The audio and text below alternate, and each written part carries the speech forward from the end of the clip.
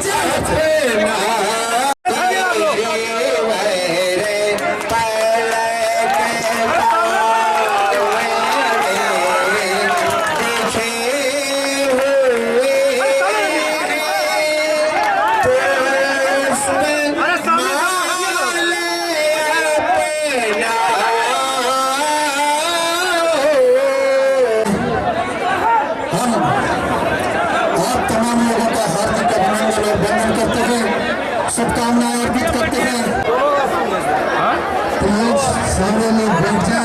हमारे जो भी कार्यकर्ता आजाद जी से आग्रह है, सभी लोगों से आग्रह है कि रानीगंज का दिल में हजार हसरतें लेकर हम सबको प्रणाम करते हैं। आज रानीगंज की धरती पर राजीव रंजन पप्पू यादव का पदार्पण, उनका आशीर्वाद यात्रा सामने है। आया रानीगंज धरती पर, सम्मान करे सब मिलजुल कर, सम्मान करे हम मिलजुल कर, सम्मान करे हम मिलजुल कर। हम एक हैं, हम एक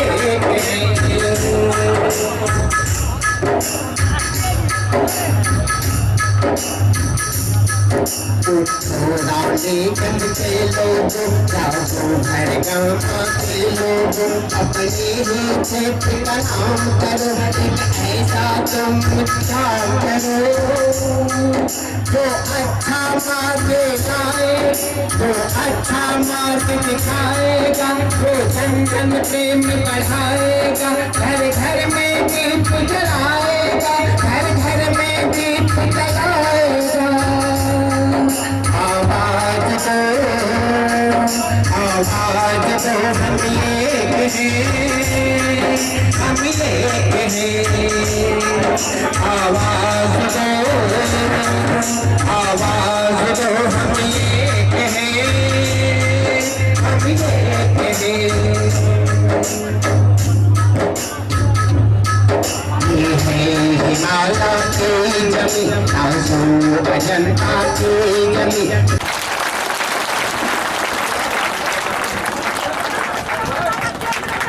जोरदार तालियों से स्वागत।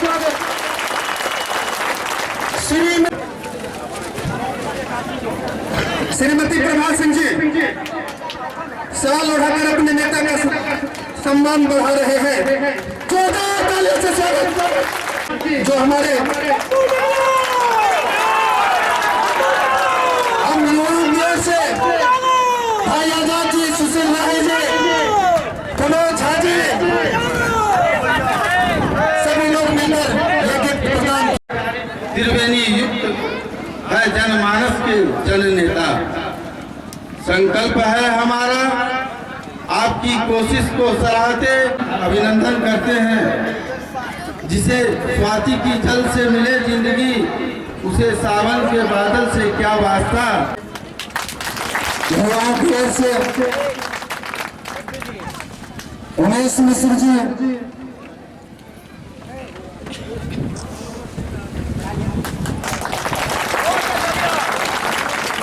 अब आशुतोष उप प्रमुख रानीगंज, दिलीप जी हसनपुर,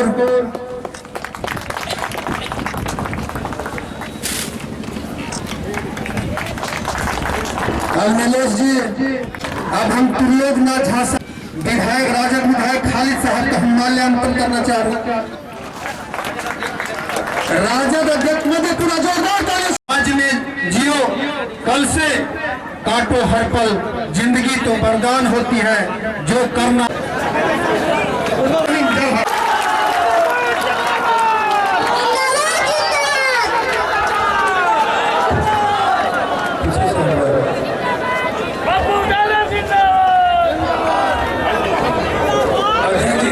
के संयोजक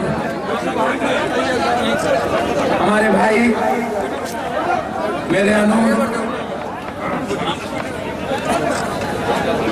और अपने सोच और अपने विचारों को बदलकर एक नई राह के इतिहास लिखने की ओर चलने वाले प्रिंस विक्टर जी, संचालक सुशील राही जी, हमारे गार्जियन ठाकुर साहब, हमारे पिता कुल तौहीद बाबू मोहम्मद बजरुल कमल साहब, हमारे आदरणीय प्रिंसिपल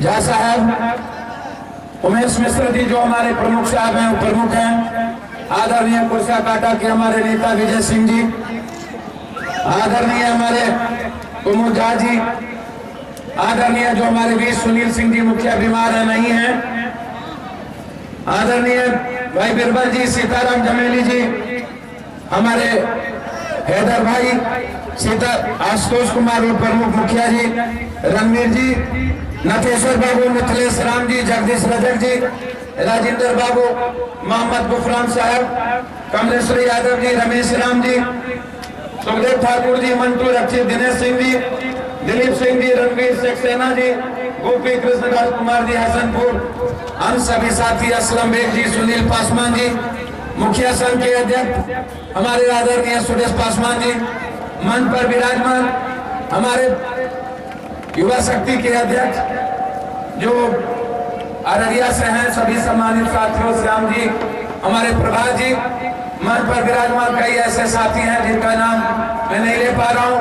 कटिहार के चेयरमैन आदरणीय पगला जी, जिला परिषद अध्यक्ष, पूर्णिया के उप मेयर संतोष जी, मुरलीगंज के मेयर बउआ जी, कई ऐसे सम्मानित साथी, जिला परिषद सदस्य श्याम जी, हमारे बीच हम ऐसे मंच पर विराजमान मेरे पिता तुल्य गार्जियन, आगे बैठे मेरे अभिभावक, मेरी माँ और बहनें, क्रांतिकारी नौजवान मित्रों, अग्रस्तुल भाइयों, मेरे अनुज, पत्रकार बंधु और स्कूल के छोटे छोटे बच्चे, स्कूल के शिक्षक, स्कूल की शिक्षिका और तमाम बौद्धिक और शिक्षक लोग, तमाम दूर दराज खड़े बंधु और बांधव, मैं धन्यवाद देना चाहता हूँ।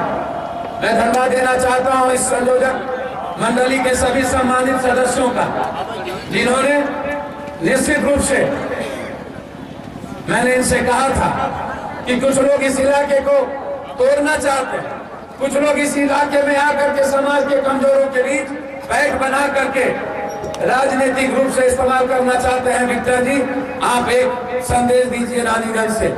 और इन्होंने निश्चित रूप से सुशील राही जी, दिलीप जी प्रमुख साहब, जो जिस तरीके से जितने नौजवानों ने और हमारे चाचा तौहीद साहब ने जिस तरीके से एक आशीर्वाद देकर के, ठाकुर साहब ने, जो हमारे कांग्रेस कमेटी के कई सम्मानित पदाधिकारी यहाँ मौजूद हैं, राजद के मेरे अध्यक्ष जो खालिद साहब यहाँ मेरे साथ आए हैं, यहाँ बैठे हैं, उन्हें बोलना था लेकिन चूंकि प्रेस वाले काफी जल्दीबाजी में कर रहे थे, और भी तमाम कई सम्मानित राजद के सम्मानित यहाँ साथी हैं यहाँ पर जो मौजूद हैं। मैं कहना चाहता हूँ आपसे कि रानीगंज आने का मकसद सिर्फ भाषण देना मेरा नहीं, आप मुझे जानते हैं, रानीगंज मेरा घर रहा है, बगल में खुर्दा करवेरी, रानीगंज से बचपन का मेरा रिश्ता, हाफ पैंट से रिश्ता, रानीगंज बॉर्डर और मधेपुरा बॉर्डर पर मेरा घर है। हमेशा हम लोग एक दूसरे से जुड़े रहे हैं, हमारे दादा परदादा हम लोग एक दूसरे के पारिवारिक रिश्ते से जुड़े रहे हैं। रानीगंज से हमारी राजनीति भी शुरुआत हुई है। रानीगंज से मैंने अपने जीवन को भी काफी जद्दोजहद के साथ शुरुआत किया है। मुझे याद है बचपन का वो 82, मुझे याद है वो 81, 82, 83, 84 साल जब हम रानीगंज के बहुत सारे घरों में रहा करते थे। जब हमने संघर्ष की शुरुआत की थी तो रानीगंज की कथा और गाथा मुझे मेरे दिल में है। मैंने आज कोई यहाँ भाषण देने नहीं, मेरे भीतर कुछ सवाल है आपको लेकर कि आप कब तक इस्तेमाल होते रहेंगे,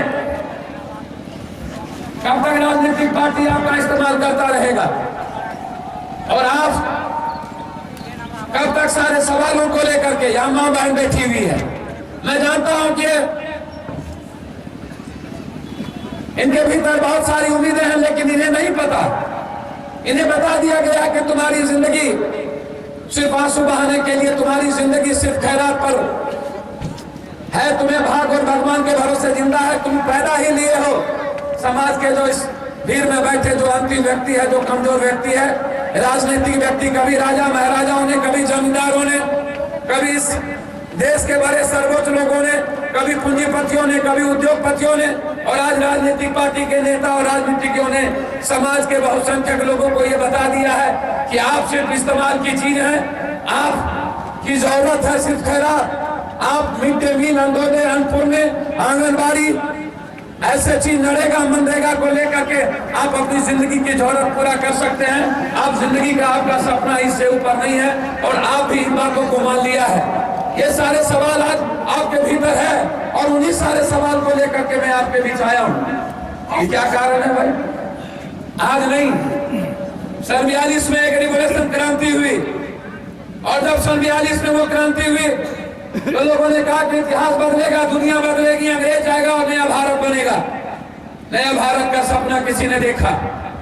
गांधी जी आए, उन्होंने कहा कि स्वराज की कल्पना है हमारी, हम एक स्वराज लाएंगे इस दुनिया में। स्वराज का मतलब था रोटी, कपड़ा, मकान। स्वराज का मतलब था जिंदगी की तरक्की। स्वराज का मतलब था हर व्यक्ति को न्याय। स्वराज का मतलब था आम से खास एक हो। स्वराज का मतलब था इस देश का हर व्यक्ति अपनी जिंदगी को सही तरीके से जीकर अपने परिवार में खुशहाल रह सके। स्वराज का मतलब था, लेकिन आजादी के 66 साल के बाद स्वराज की यदि हम कल्पना करते हैं तो हम अपने को कहां पाते हैं?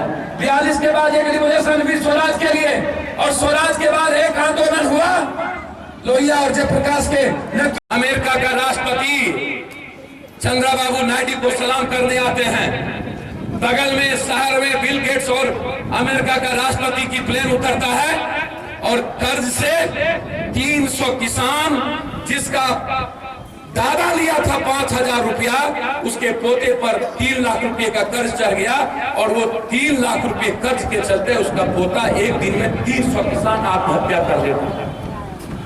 और उस हिंदुस्तान को आजादी के 66 साल के बाद लोग कहते हैं दुनिया का सबसे तकदीर और तस्वीर बदलने वाला हिंदुस्तान हो सकता है। बुंदेलखंड, विदर्भ, छत्तीसगढ़, उड़ीसा, विकास। क्या होता है विकास का मतलब?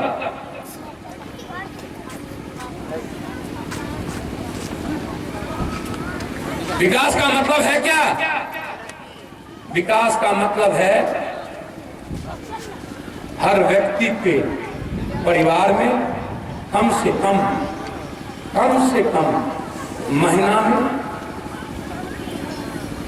16,000, 18,000 से 24,000, 25,000 रुपये के महीने की आमदनी जब हिंदुस्तान की सरकार की ऐसी सिस्टम, ऐसी व्यवस्था हो जाए कि हर व्यक्ति का परिवार इतना कमा सके, तो मैं समझूंगा कि विकास की ओर चल सकता। विकास का मतलब होता है रोजमर्रा की चीज। रोजमर्रा क्या है? रोजमर्रा है गरीबों के पेट में दर्द। रोजमर्रा है गरीबों की माँ बीमार हुई थी, उसका इलाज। रोजमर्रा है क्या है विकास? विकास का मतलब है इस देश का 90% व्यक्ति सही ढंग से शिक्षा दे सके। आपको पता है हिंदुस्तान की शिक्षा के बारे में 36% हिंदुस्तान में नौजवान नहीं पढ़ते हैं। वो गरीब है। 76% गरीब साक्षर है इस बिहार का। साक्षर का मतलब है सिर्फ योर और लौबा जान लेना, एक से इक्का एक दुक्का दू दूनी चार पढ़ लेना। विकास का मतलब यह नहीं है कि मैट्रिक जाते जाते बिहार के गरीब, जान लीजिए आप लोग इन बातों को, ये जो होलेल होलेल करते रहते हैं आप लोग जिंदाबाद मुर्दाबाद, क्यों अपनी किस्मत को खराब करते हैं आप? मैट्रिक पढ़ने वाले नौजवानों की संख्या जानना चाहेंगे बिहार में? 82% बिहार का गरीब और पिछड़ा दलित का बेटा मैट्रिक नहीं पढ़ सकता है। 82, सेगरा में 82%, सेगरा में 93.6% गरीब का बेटा इंटर पास नहीं कर सकता है। मात्र 2.3% ही समाज के कमजोर और गरीबों का बेटा बीए करता है इस बिहार में। ये मेरा सर्वे नहीं है, ये सर्वे बिहार सरकार और भारत सरकार का सर्वे है।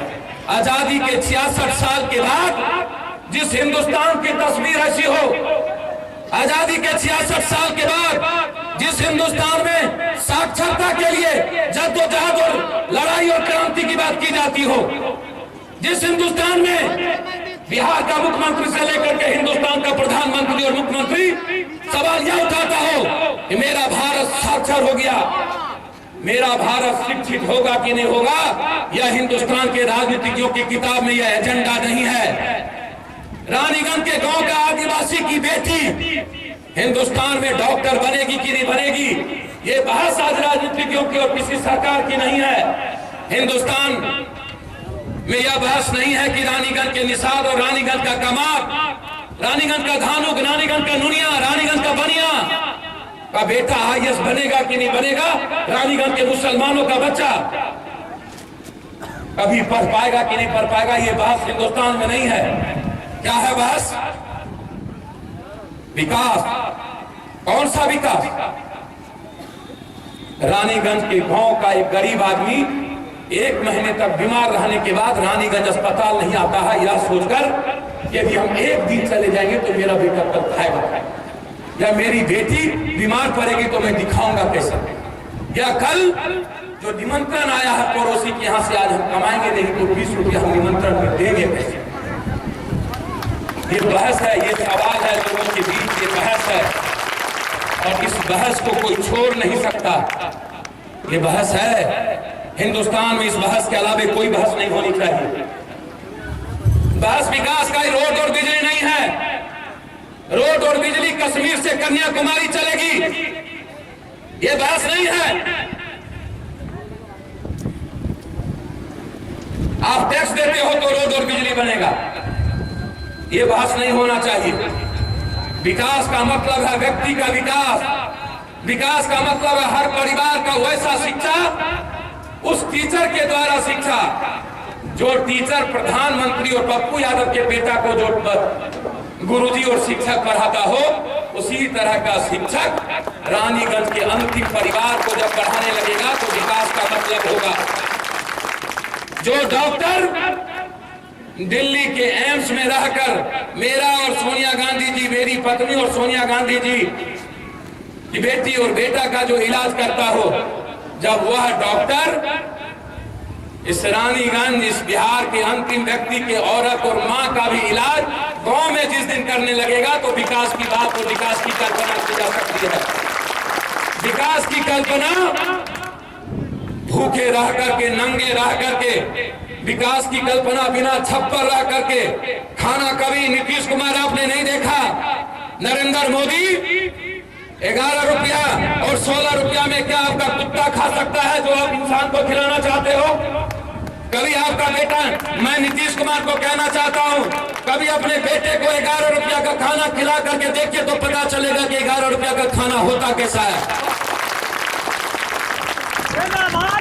नहीं जानते ये। अभी हम दशरथ मांझी के यहाँ गए थे, गया में एक दशरथ मांझी, आप नाम सुने होंगे दशरथ मांझी का, एक बूढ़ा व्यक्ति बेचारा अभावग्रस्त, खाने के लिए पैसा नहीं। उसकी पत्नी पत्थर में चोट लग करके मर गई। उसने जिद और जुनून पैदा किया उसके भीतर, और उसने कहा कि जिस पत्थर से मेरी पत्नी मरी उस रास्ते की दूरी 70 किलोमीटर थी। 22 साल के अंदर किसी से भीख मांगकर खेती हथौड़ी खरीदा। 22 साल के अंदर अकेला वह दशरथ माझी पत्थर, उस हिमालय की पत्थर को, बड़ा से बड़ा उस पहाड़ था बहुत बड़ा, उसको तोड़ करके 70 किलोमीटर की दूरी को 7 किलोमीटर में वह व्यक्ति बदल दिया। दशरथ माझी के नाम पर पिक्चर बना। दशरथ माझी गया से पैदल कहां गए? दिल्ली। दिल्ली से पैदल गया है। पत्रकार जी जा रहे हैं क्या? 7 सवाल है मेरा नीतीश से, 7 सवाल है नरेंद्र से, वो सुन लीजिए। आ जाए।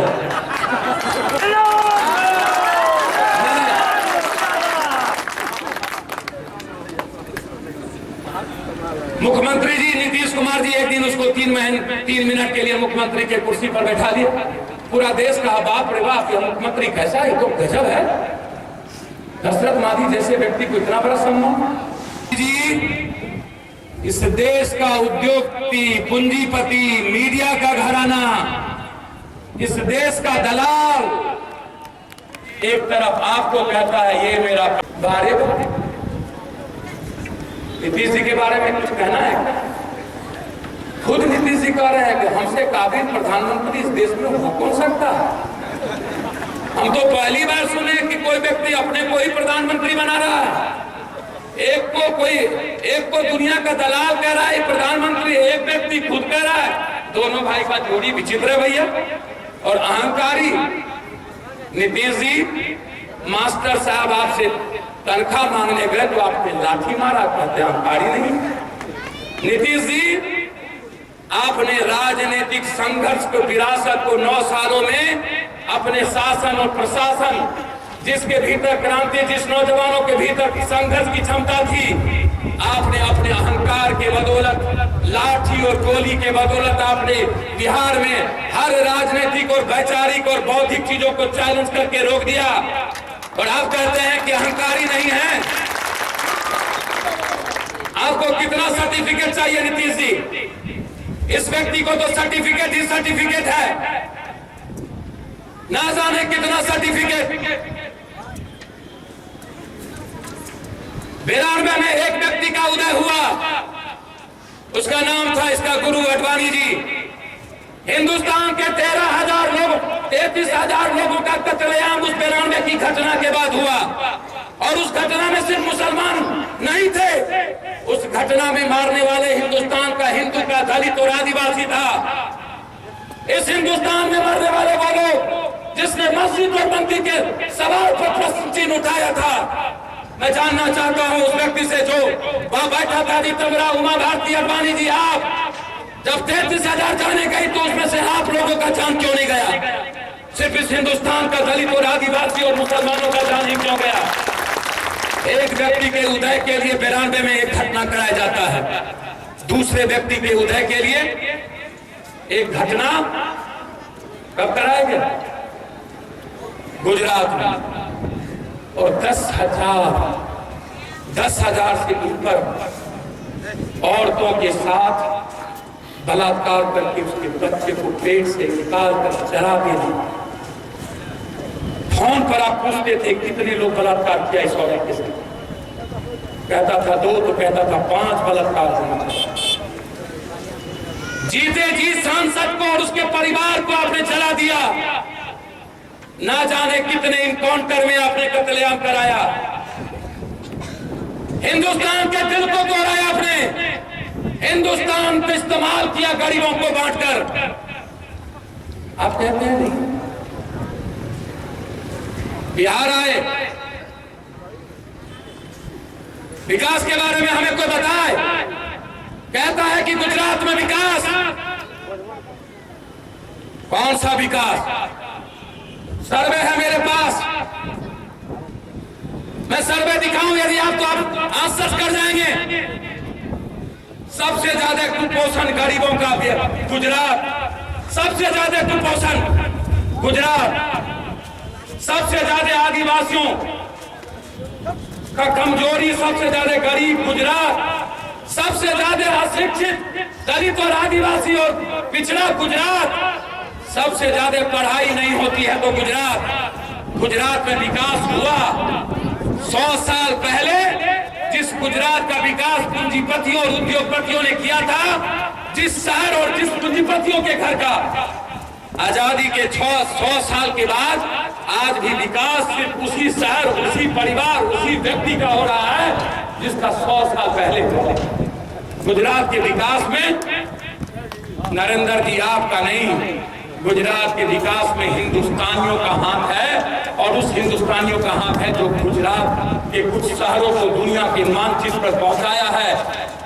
गांव का विकास नहीं है।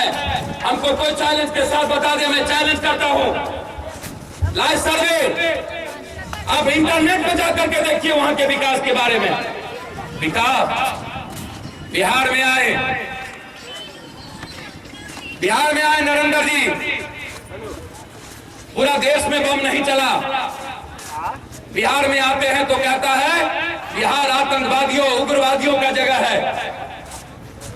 बिहार को भूखे और नंगे कह करके गाली दी जाती। बिहार के इतिहास के बारे में नरेंद्र मोदी आपको पता नहीं है। वैशाली की धरती से लेकर के रेणु और विद्यापति कवि से लेकर राजा जनक से लेकर सीता की भूमि से लेकर राजा कर्ण की धरती से लेकर राजा सलहेश, लोरी, मंडन मिश्र, चाणक्य और चंद्रगुप्त की धरती से लेकर भगवान बिरसा मुंडा की धरती से लेकर या बिहार गांधी सुभाष, या बिहार राजा अशोक, या बिहार बाबू वीर कुंवर सिंह, शेरशाह सूरी, या बिहार ऐसे ऐसे राजाओं को, ऐसे ऐसे महान विभूतियों को पैदा किया। भारत का यदि पूर्णकालिक इतिहास है तो उस इतिहास में 3 हिस्सा इतिहास सिर्फ बिहार का है। नरेंद्र मोदी 3 हिस्सा इतिहास, 3 हिस्सा इतिहास के बाद 1 हिस्सा इतिहास ही सिर्फ हिंदुस्तान का बचता है। जिस नरेंद्र मोदी को बिहार के इतिहास का आता पता नहीं, उस नरेंद्र मोदी को बिहार के बारे में पटना आता है तो बम चलवा लेते हैं, कहता है मर गया। लावा के तरफ बम फूटा, रानीगंज में 1 बम फूटता है, 1 तो थानेदार कहता है कि उधर नहीं जाना है, रुक जाइए, रोक देता है। पटना में 20 बम फूट गया, नीतीश जी कहते हैं आप जाइए। और नरेंद्र जी आपके यहां 3 महीने में 3 महीना तक आप अपने रूम से निकलते नहीं हैं। आपके यहाँ 10,000 का दर्द। हरीश पांड्या आपका गृह मंत्री था, आप उसके यहाँ गए? है हिम्मत तो नरेंद्र मोदी को मैं चैलेंज देता हूँ, जवाब दे। हरीश पांड्या गृह मंत्री का जब मर्डर हुआ तो आप उसके यहाँ उसकी पत्नी और देवा को देखते गए या नहीं? हम चैलेंज करते हैं उस व्यक्ति को।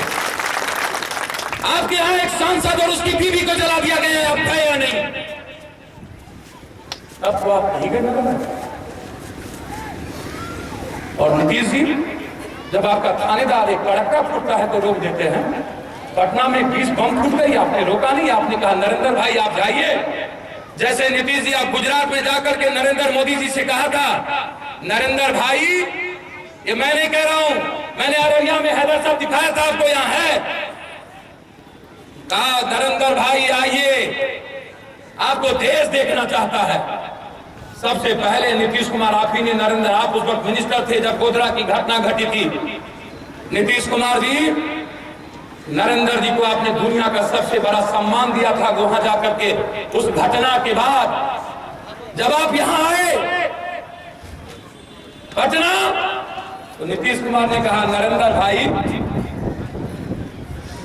ऐसा करते हैं, 2 नेता का उदय हो, बम तो फूट ही गया है मिला जुला के, हम दोनों के बीच बिचौलिया का दुकान को किया, बम फूट गया, बुझ रहा हो ना, कल के तू जा कल के आप जाइए नरेंद्र भाई, आपसे आप हिंदू का नेता बन जाइए और हमको सेकुलर का नेता बनने दीजिए। चलिए दोनों भाई का हो गया नेतागिरी, कर लिए हम लोग।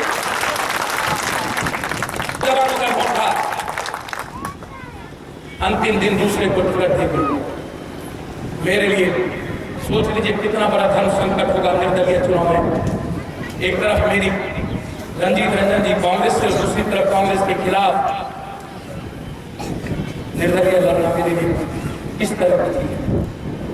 मैंने लालू जी से रात के 12 बजे ये बात कहा, यदि कुछ हो सकता हो तो मेरे लिए सोचिए। लालू जी गवाह, बहुत लोगों ने लालू यादव जी से कहा कि पप्पू यादव को मधेपुरा में टिकट मत, गवाह है लालू यादव। बहुत लोगों ने 20-20 करोड़ के ऑफर दिए, पप्पू यादव कहीं और लड़ ले, मधेपुरा कम से कम छोड़ दीजिए लालू।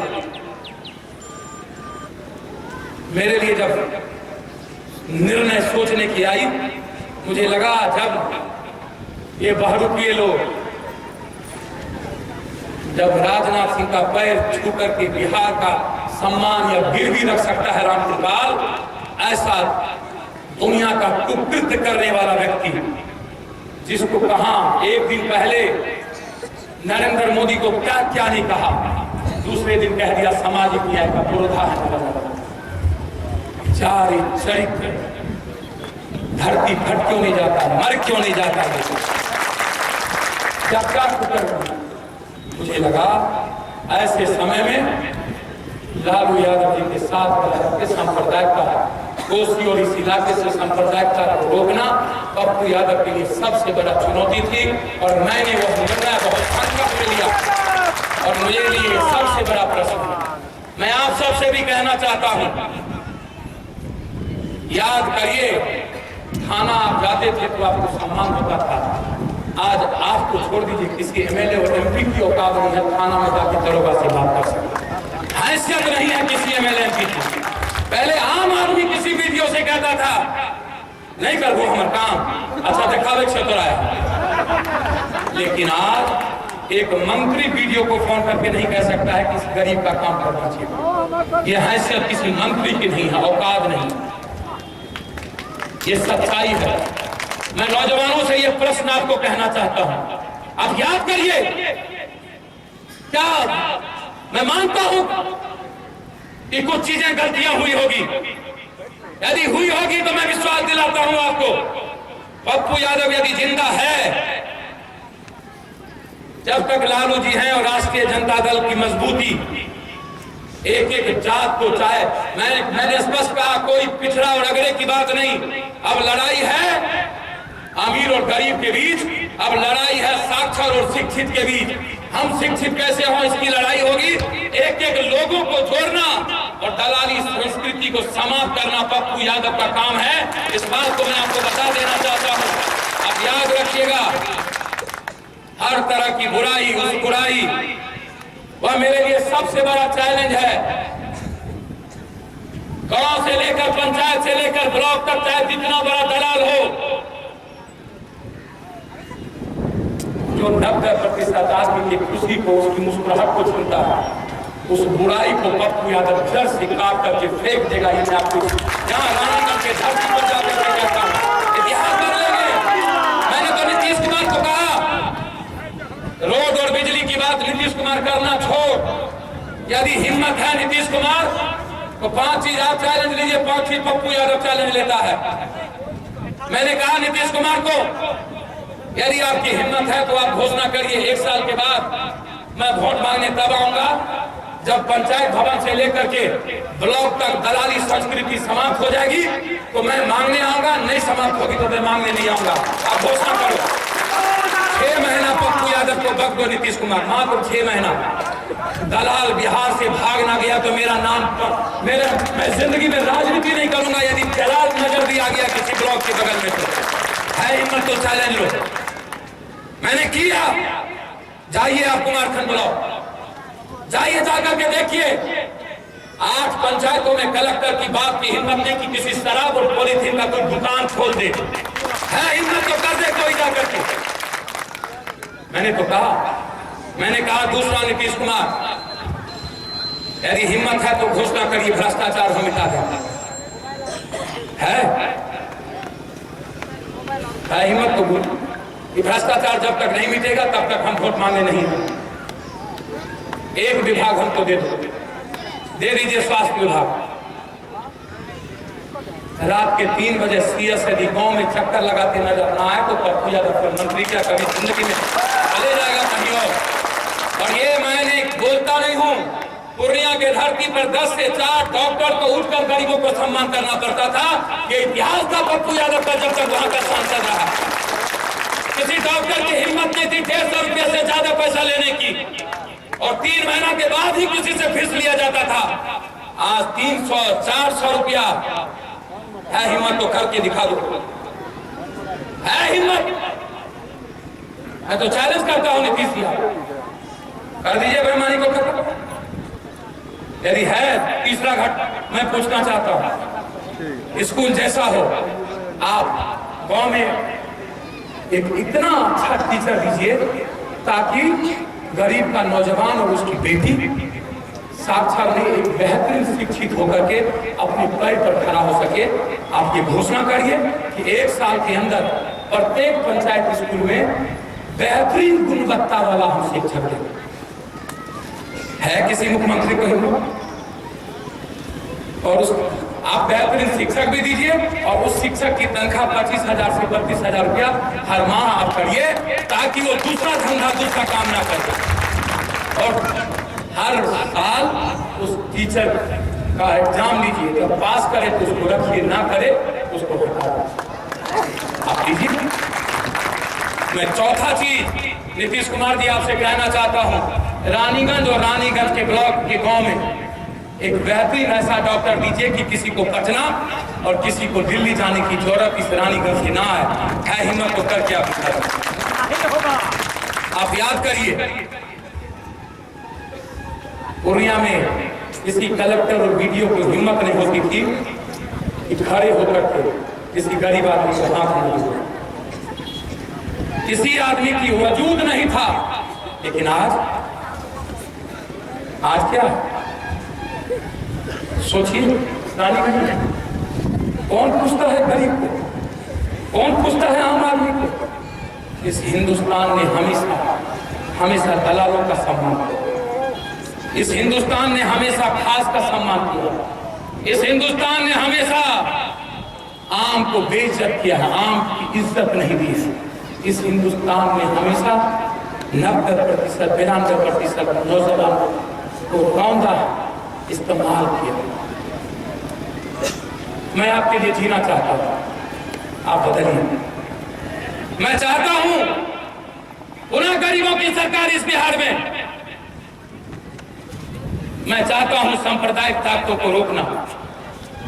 हम चाहते हैं इस इलाके से एक बार सभी जाति धर्म के लोगों को राष्ट्रीय जनता दल और उसके नेतृत्व के साथ हम आगे बढ़ाना चाहते हैं। हम आपसे दिल से कहना चाहते हैं, यदि मन में कहीं कसक होगी, कुछ होगा, तो हम माफी मांगते हैं आपसे। एक बार पप्पू यादव आपसे माफी मांगने आया, आप मेरे लिए आप जानते हैं चुनाव मुद्दा नहीं रहता।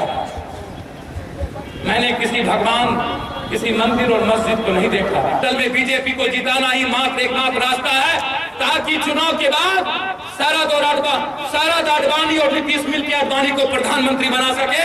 यही साजिश है नीतीश कुमार और शरद यादव का। इस बात का ख्याल रखना, नरेंद्र मोदी को प्रधानमंत्री नहीं बनने देना, यह साजिश है।